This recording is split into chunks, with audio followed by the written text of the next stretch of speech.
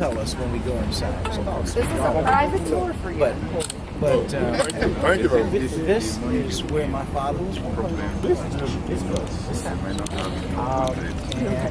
his family lived here for a number of years, and right next door is the King's Center, which my mother developed. It's not here, but it's down. We'll walk down toward the other way. He was born, and then the church is right down the street where he co-pastored with his father. And then a little bit further down the street is the organization SLC, where he was the president of that organization and founder. So, shall we go in, or do I need to meet others? Do I need to meet anyone else? No. Okay, we're fine. All right. Yeah, I think.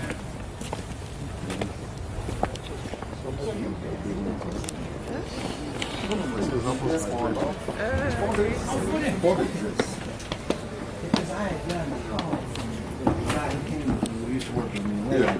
and he told me maybe he was saying you were coming, and they'd asked for my cell number, and I told him to give it to the government chief, and so.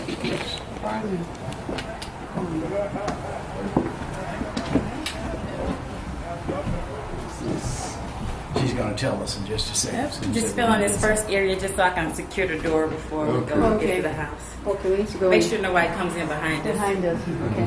No, comes. Is it okay to use a flash in here, or not really? They prefer not to because Okay. it actually affects the curtains. And Yeah. furniture. Okay. Yeah. So no flash. Okay. All right, go Step ahead. in. Step in. So, I don't know how this is going to Yeah. Can you do it without flash? We can do it. I'm not taking That's why the closest door behind you. Okay. It's like the Mona Lisa. You can take a picture of it with a flash. This is not a flash. It's just a light. Yeah. Okay. Yeah. All right, welcome. This is the birth home of Dr. Martin Luther King.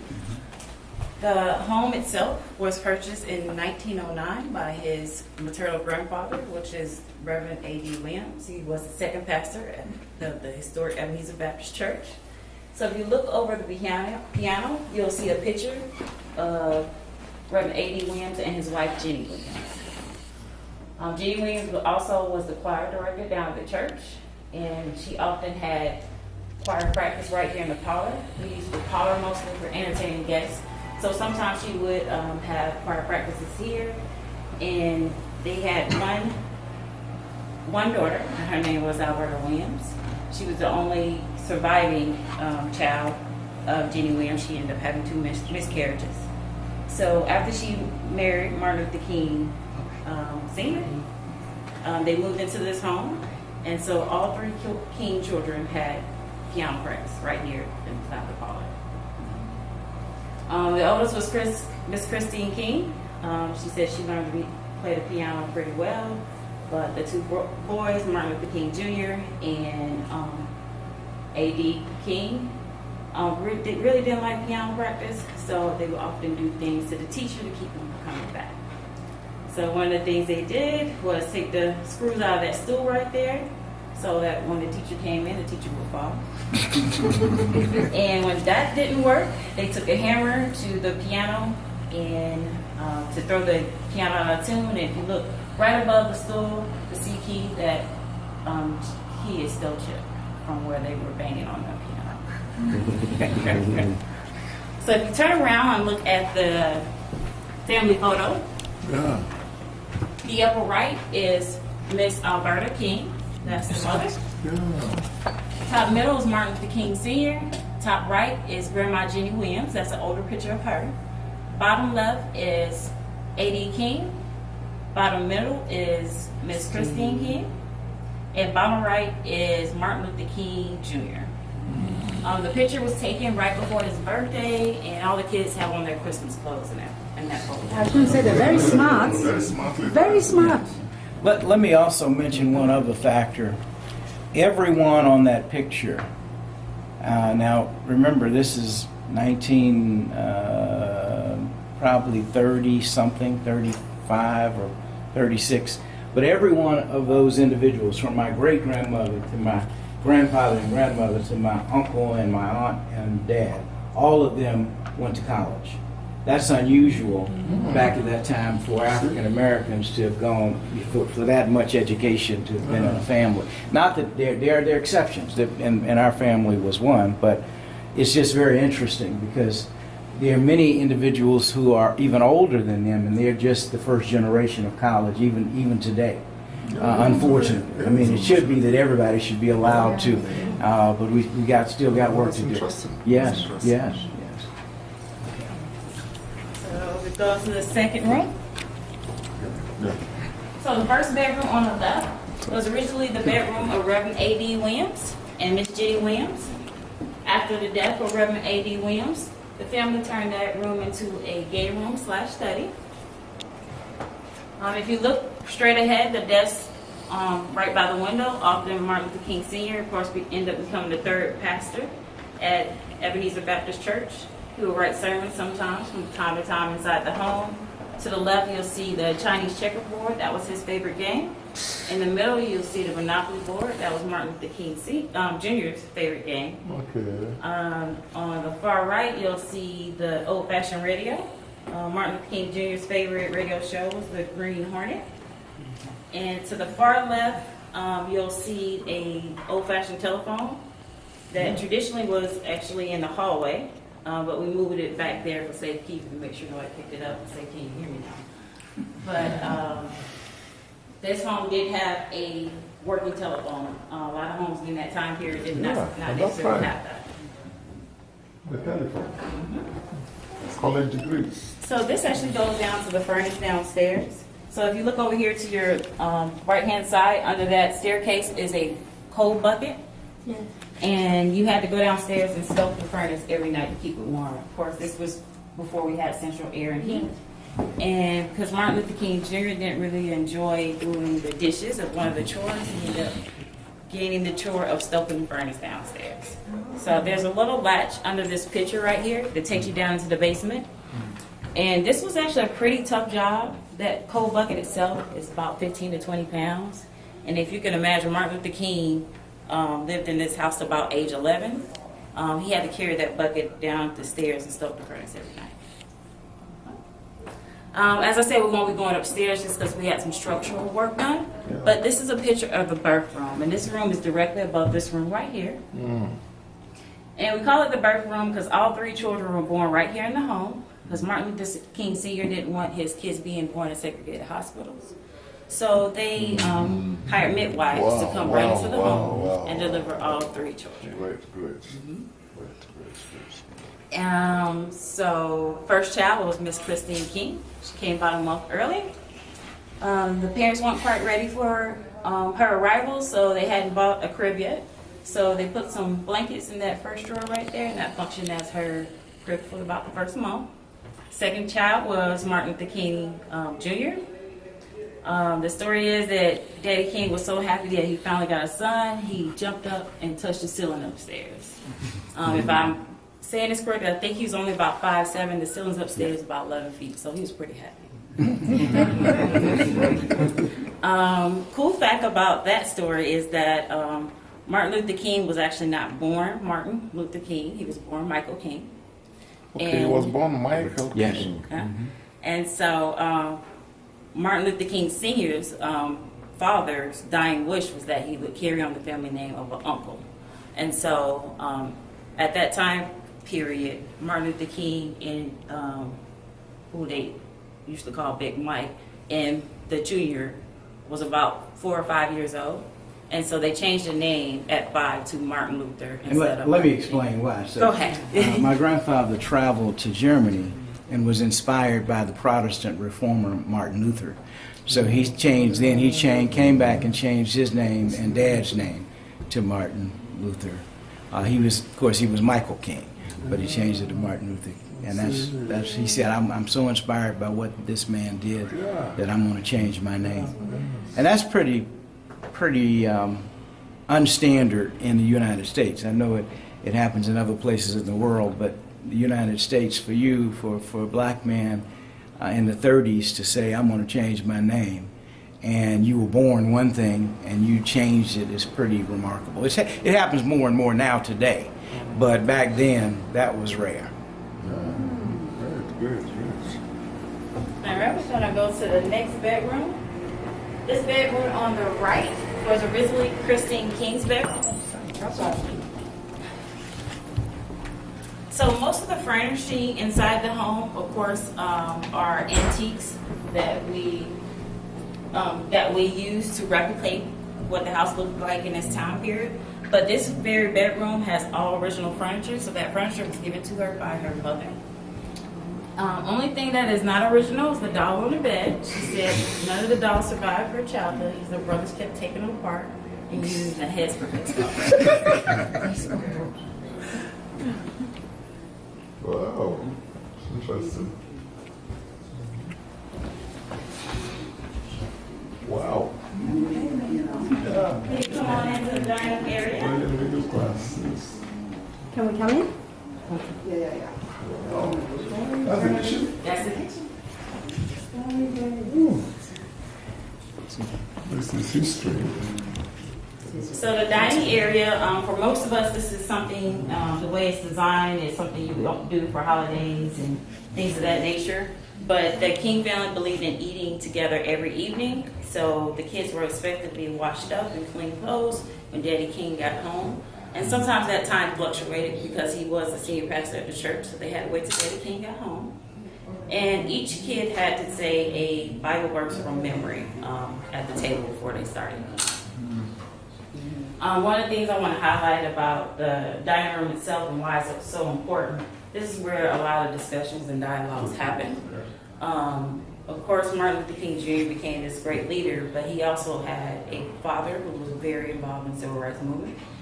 One of the things he did was fought for equal pay for teachers in that time period. Black teachers and white teachers were getting paid 2 different wages at the Atlanta public schools. And so he fought for equal pay.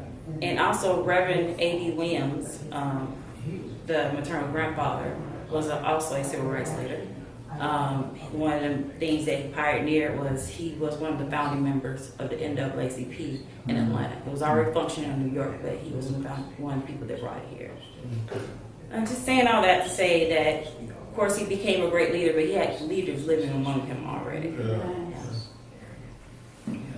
So the kitchen is a little smaller, but you can go all the way to the window and fit in there if you like. So Grandma Jenny was still living in the home, and she did prepare most of the meals. And on average, this home had 10 to 20 people in it. So of course, we had 2 generations living here, but often they took on boarders. People who were either here visiting and they couldn't stay in, of course, segregated hotels or things of that nature, or kids who were going to college, Spelman Morehouse. They would board here temporarily while they went to school. So she was cooking a lot of meals right here in this kitchen. If you look over to the right, you'll see the cast iron potbelly stove. They use that to keep water warm and the vegetables. To the left is a gas stove. That's where they did all the other cooking. And to the far right, you'll see that pantry, which was state-of-the-art at that time. It is rust-proof, rodent-proof. It has a meat grinder and flour sifter all on that one item. So it's a pretty high-ticket item. What you won't see is the refrigerator. So that thing right there next to the window is the ice box. Okay. Ice man came twice a week. Okay. There were no refrigerators at the time. Right, no refrigerators at the time. And so you would put that orange and blue placard on your window to let the Iceman know how much to cut. You would take that big pick on top, and they would bring it in and sit it on top of that ice box. And all your cold items was at that very small cabinet at the bottom. Wow. Then you have the sink and the drain over here. So each kid was paid 25 cents a week to do the chores, and one of the chores, of course, was washing the dishes. Wow, okay, that's interesting. So this right here was originally the back porch of the house. The Williams family covered it to so they could have an indoor laundry. Is it locked? Is the front door locked? Wow. It is. You need me to let me out? I think Jesse Jabari's here. Okay. Late comer. Oh, okay. Yeah, I can get him in.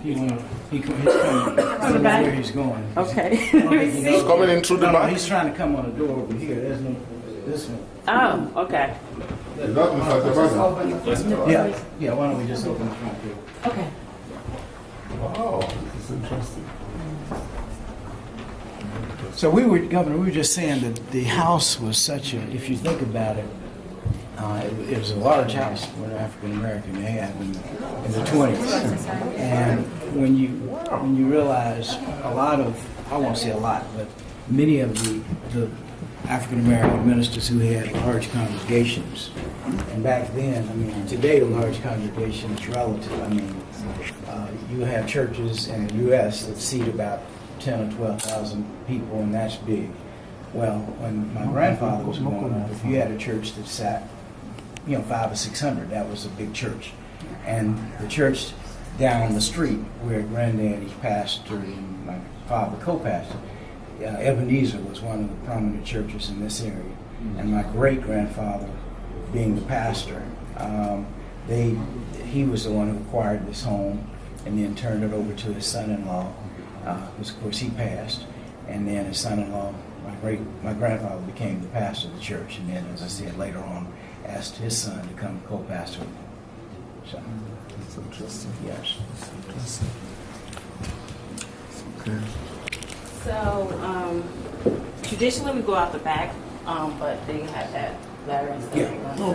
They're painting. No, we can go to the institute. Okay. The center.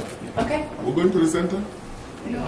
Unfortunately, good or bad, you'll have an impoverished community, and that's all it is. Whereas, see, there was poverty here, but there was also opulence, a little bit of opulence. So a kid could come out of his house and look across the street and say, I want to be like that. As opposed to today, we have these large areas that are impoverished. You come out and all you see is the same thing, and you have nothing to aspire to.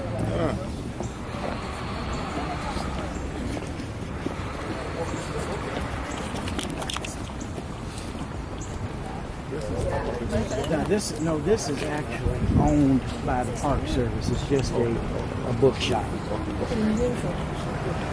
So the Park Service, of course, is the federal government, and then we control, which we're going to go right across the street, the King Center, which is where Dad and Mom's remains are.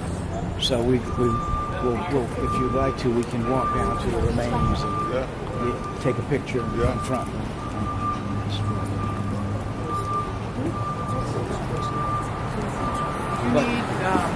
This is the ranger's about to give us home. these homes are all owned by either individuals who now have purchased them or by the federal government. So the federal government helps them remodel them. My mother started this program when she was alive To preserve them. to preserve them, yes. And then so that people could move back in them. I think that there are residents in them now, and they own them. They were able to get them at a reasonable rate. Now they are appreciating in price. So it's a very choice property.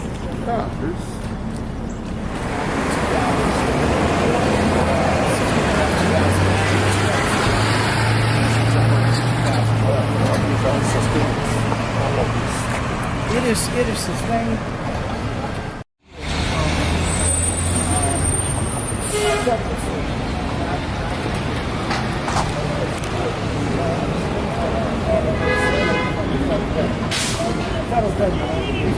That's your mom? That's Mom and Dad, and that was local.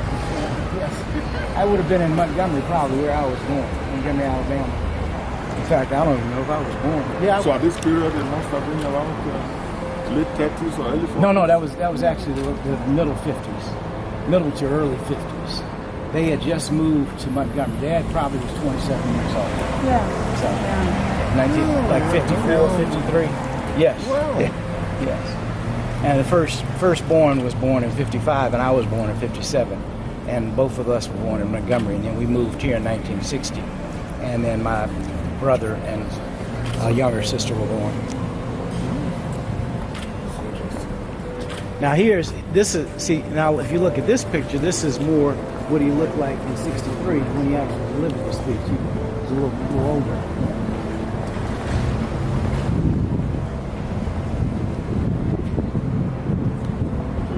About 40. No, he would have been, let me see, 63, he would have been 30, I should know this, 34 or 5. Imagine. Yeah. And then let's walk down this way, Governor, just so I can show you one or two things I didn't think about. Here's another picture of him in marching, he and my mom. Now that would have been in 1965. I know that because I know how you can see is that they're a little bit older. 1 year after, 2 years after the March on Washington, which was 63. Now this picture is all the leadership of that march in 1963. So you may know the name John Lewis, Congressman John. That's John I have a Lewis. photograph with him. Okay. And then the others, everyone else up there is deceased. This is John Lewis. Yep, John Lewis. He's about 22 years old. But they were all of those. The next to him was a guy by the name of Whitney Young, who was the head of the Urban League, and then A. Philip Randolph, who was the man in the center. And then the last one on the end is Roy Wilkins, and I cannot remember the gentleman in the gray suit. What was the role of Now, if you look someone up, like Reverend Jackson? look up above. I'll tell you in just a minute. See that man right there? That's Andrew Young. Oh, that's See him? Yeah. That is Andrew Young. Now, Reverend Jackson in '63 may have been a student, but he was not involved until '65. So he came a little bit later. Yep. Yes.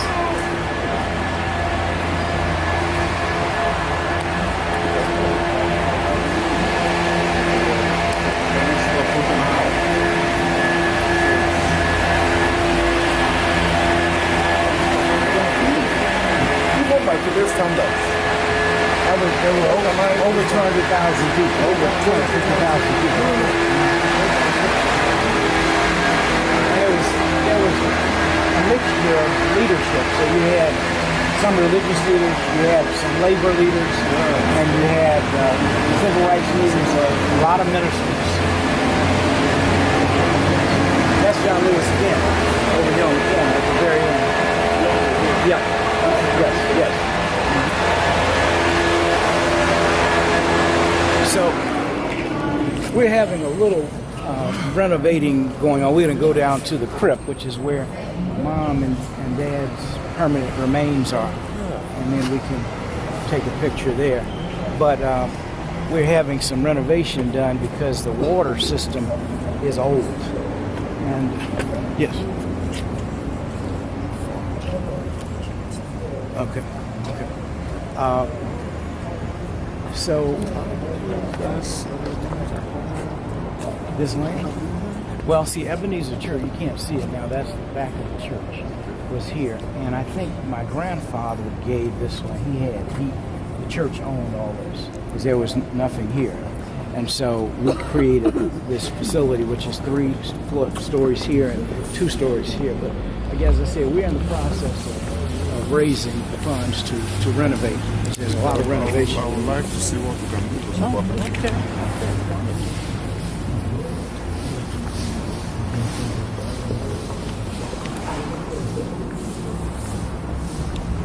But most heads of state come to the center.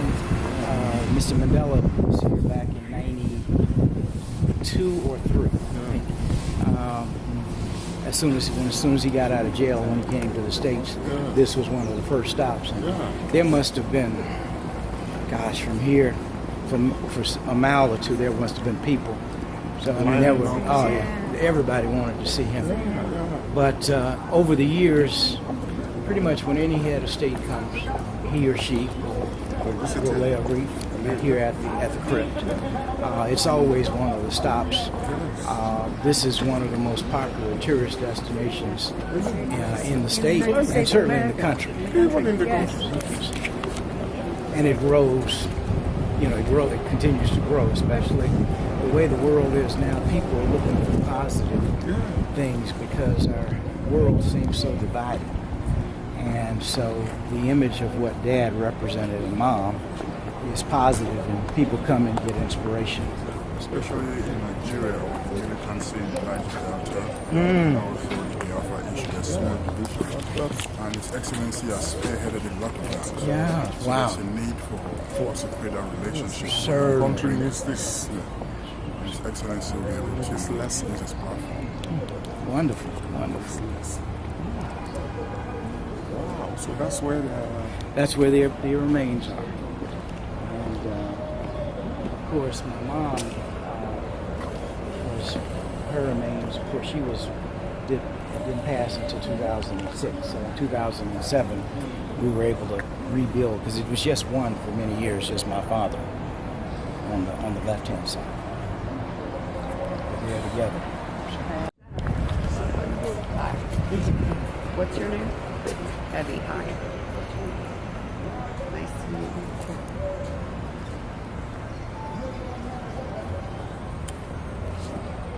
So this burns 24 hours a day.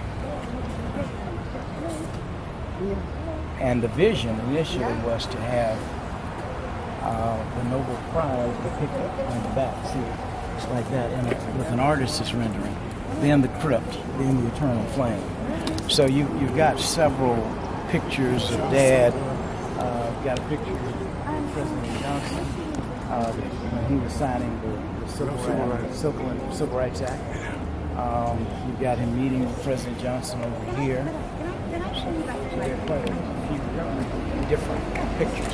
Usually there's a bridge that we go out, but it's not. I don't know where they moved it. It usually is right behind here.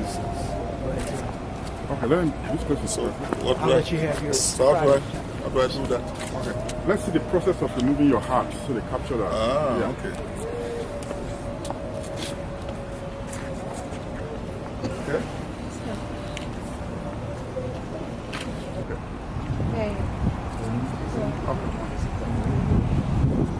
All right. It was all if you drove down the streets. You know how when you guys had big ceremonies, the banners all over the city. So they keep it. Yes. Sure.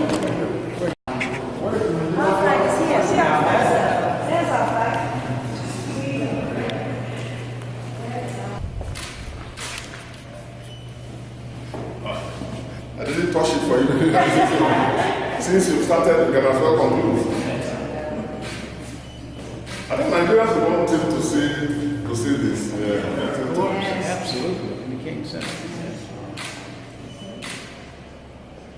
Your team to the King Center. This is the entity that was created by my mother, friends, and family to continue and institutionalize the legacy of my father, and now my father and mother, because mother lived many years after Dad. But this was her creation, really. It was her. The reason we have a King holiday today is because my mom worked to create that. And of course, many people don't know, you may know a little about this. We always talk about every time Dad's birthday is the King holiday, it's in January, but yet the United States is the main country that observes it, but there are over 100 countries around the world that do something for the King holiday. In fact, I came to Nigeria one year for Chief Igbenedion and his wife, Lady yeah, she put together an event, and I came over for a King holiday event back in Benin City. So, yes, sir. This interaction for your kindness and generosity with your time and your warmth in receiving me and a delegation this morning, in spite of course, I know you're a very busy person, and the way you personally conducted me on this, for me, a personal excursion down history.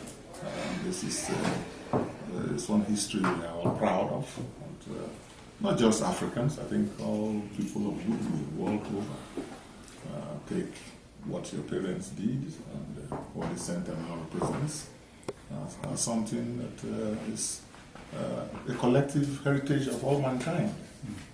So I want to thank you for that. Thank you, Jabari, for the contact. Concerning your visit to Nigeria, as you know, he had visited my state before. As a matter of fact, he's an honorary citizen of my state. and has a Nigerian name too. Oh, wonderful. Yes, I think if there has ever been any time this kind of visit at the national level would have been necessary, I think this is it.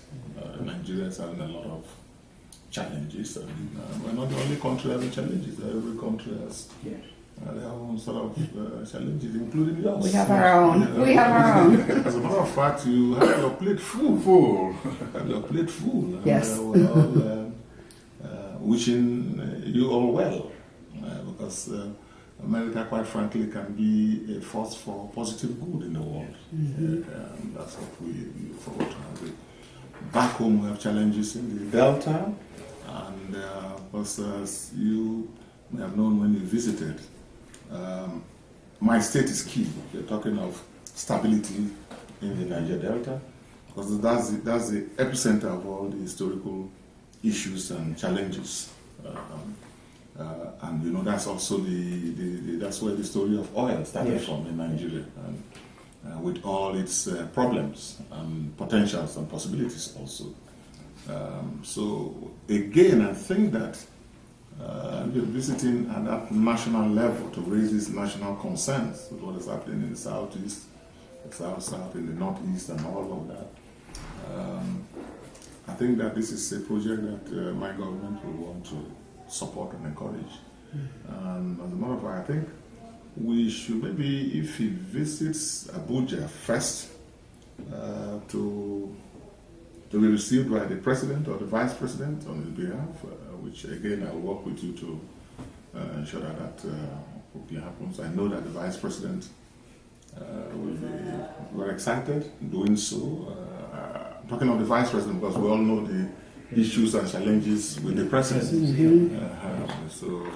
But vice president. Thereafter, I think that the South, I would want us to host him again.